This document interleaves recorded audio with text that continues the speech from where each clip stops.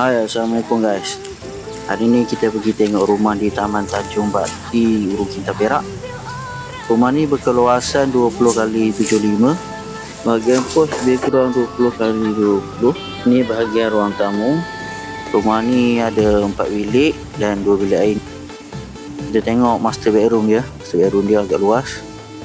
Dah tersedia kipas, lampu downlight dan bilik air. Bilik air juga selesa ya. Bilik air dan tandas duduk.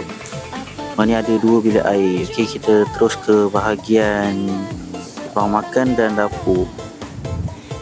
Kita tengok bilik yang kedua. Kipas juga tersedia, lampu. Dan bilik ketiga.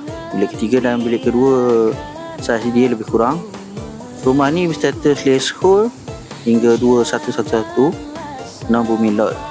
Okey, bahagian belakang masih ada lebihan tanah dalam 7 ke 8 kaki lebih kurang.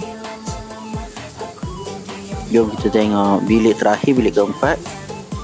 Sesuai untuk katil bujang ataupun dibuat store. Tandas cangkuk untuk tandas kedua. Rumah ni berdekatan dengan kawasan playground. Apa-apa boleh roji happy. Assalamualaikum.